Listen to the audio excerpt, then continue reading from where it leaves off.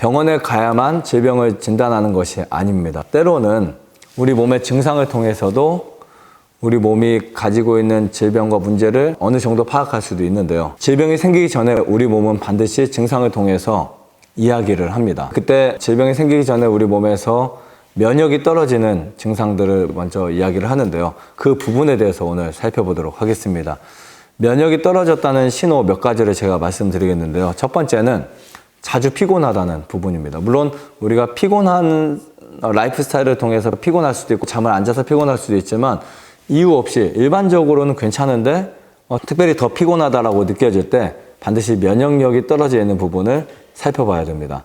두 번째는 상처가 잘 낫지 않는 것입니다. 상처가 나면 그곳에 세균이 빠르게 번식을 합니다. 보통 때보다 상처가 잘 안 낫는다 라고 생각이 드시면 면역이 많이 떨어지고 있다라고 생각하시면 될 것 같습니다.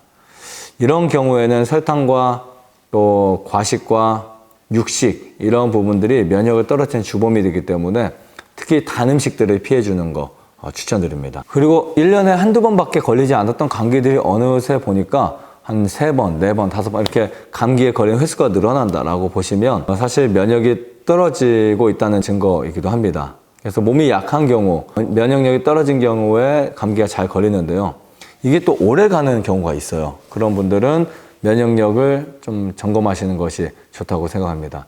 자, 네 번째는 입술이나 잇몸 주위에 염증이 많이 생기거나 잘 붓는 겁니다. 면역력이 약할 때 세균이 공격해서 일어나는 아주 흔한 반응들 중에 하나인데요. 피곤해서 몸이 지쳐서 그 결과에 일어나는 부분인데 사실은 어떻게 보면 몸이 힘들어서이기도 하지만 면역력이 떨어져서 그런 경우들이 굉장히 많습니다. 특별히 면역이 약한 분들은 피곤하거나 몸을 많이 사용했을 때 그런 부분으로 많이 나타납니다. 그래서 조금만 피곤해도 음식 섭취나 영양 섭취에 문제가 조금이라도 생기면 이런 문제들이 발생할 수 있으니까 주의하시는 게 좋고요. 다섯 번째는 피부 발진이나 가려움증들이 자주 일어납니다. 면역이 약한 사람들이 강한 사람에 비해서 피부가 약하다는 것도 느낄 수 있는데요. 그래서 면역이 안 좋으면 대표적으로 일어나는 가려움의 질병이 바로 아토피라고 말씀드리고 있습니다. 우리가 일시적으로 물론 근본적으로 해결하려면 그 문제들을 파악해서 고치는 것이 가장 중요한데 일시적으로 우리가 해결하기 위해서는 잠을 잘 잔다는 거, 잠을 충분히 자는 거 필요하고요. 그 다음에 탄 음식이나 육식을 최대한 피하는 거, 기름진 음식을 피하는 거 중요합니다.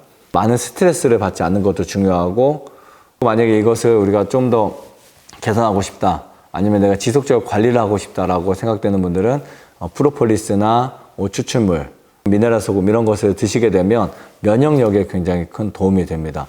물론 근본적으로 바꾸는 것을 저는 최우선시 하는데 혹시 그런 것들에 있어서 우리가 빨리 찾아나가는 과정에서 면역력을 올리고 싶다라고 하는 분들은 이런 것들이 필요하기도 합니다. 그래서 때로는 만약에 내가 프로폴리스도 없고 소금도 없다 그러면 레몬을 사서 드시는 것도 괜찮습니다. 일시적으로 면역을 올릴 수 있는 가장 좋은 식품 중에 하나라고 생각이 되고요. 그 레몬도 없다 그러면 미지근한 물을 많이 마시는 것도 아주 좋습니다.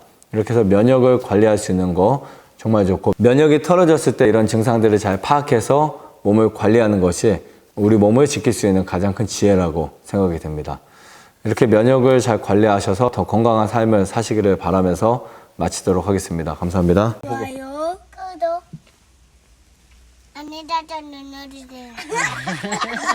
눌러주세요.